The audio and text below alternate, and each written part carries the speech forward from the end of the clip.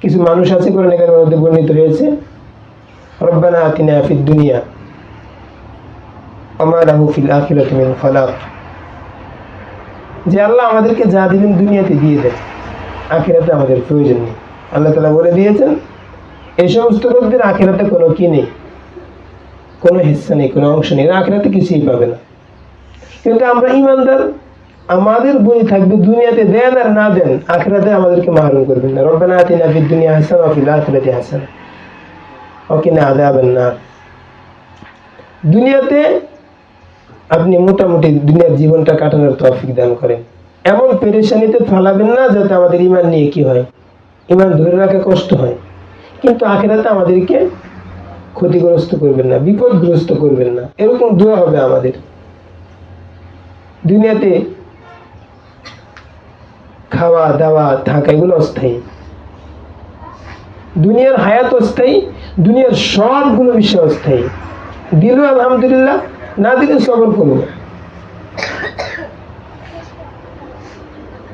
কিন্তু আখিরাত যেন আমাদের হাত ছেড়া না হয়, এটা হলো বড় বিষয়। আমার দুনিয়াতে আর কয়দিন, প্রতিটা মুহূর্ত আমাকে চলে যাওয়ার বার্তা দিয়ে যাচ্ছে। একটা মুহূর্ত অতিক্রম করছি, এই মুহূর্তটা আমাকে চলে যাওয়ার বার্তা দিয়ে যাচ্ছে। এই জন্য আমরা শুকরিয়া আদায় করবো। কোরআন কারীমের মধ্যে এসেছে ওয়াকালিলুম মিন ইবাদিয়াশ শাকুর, আল্লাহ পাক নিজেই বান্দাদের অকৃতজ্ঞতা প্রকাশ করছেন। বান্দারা অকৃতজ্ঞ, কৃতজ্ঞতা প্রকাশ করতে চায় না। এই জন্য আমরা এমন হব না, আল্লাহ পাকের শুকরিয়া সবসময় আদায় করেই যাব। যে আমার চাইতে দুর্বল, আমার চাইতে ক্ষতিগ্রস্ত, তার দিকে তাকাবো, তাহলেই আল্লাহ পাকের শুকরিয়া আদায় করে আমার জন্য কি হবে, সহজ হবে। যে আমার চাইতে ভালো আছে তার দিকে তাকালে তো হবে না, আমাকে তাকাতে হবে যে আমার চাইতে দুর্বল। এমনি তো বলা হয় ধর্মীয় লাইনে যে আমার চাইতে বেশি আমল করে তার দিকে তাকাবো, ধর্মকে তো এটা আমল করে, এটাও আমল করে। আর দুনিয়াবি লাইনে যে আমার চাইতে নিচে তার দিকে তাকাবো, তাহলেই আমার কি দুনিয়া আখিরাত সব ঠিক হয়ে যাবে।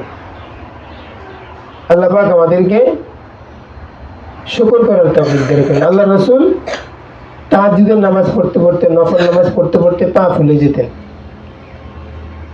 ওনার পা ফুলে যেত। তখন আম্মা জানরা জিজ্ঞাসা করতেন, আপনার তো আগে পরের সব গুনাহ মাফ করে দেওয়া হয়েছে, এরপর আপনি কি করেন, এত ইবাদত কেন করেন?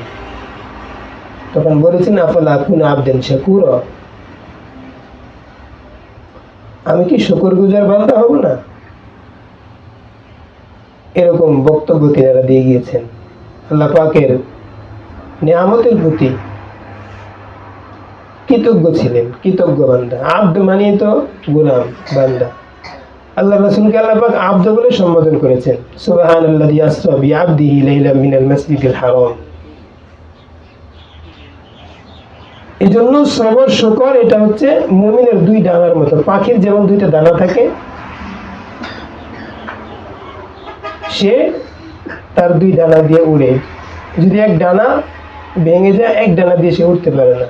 মুমিনের দুইটা ডানা, একটা হচ্ছে সবর আর একটা হচ্ছে শুকর। সুখে থাকলে শুকরিয়া আদায় করবে, দুঃখে থাকলে সবর করবে। আল্লাহ পাক আমাদের সবাইকে পরিপূর্ণ সবর এবং শুকরের উপর থাকার তৌফিক দান করেন। ওয়া আখিরু দাওয়ানা আলহামদুলিল্লাহি রাব্বিল আলামিন।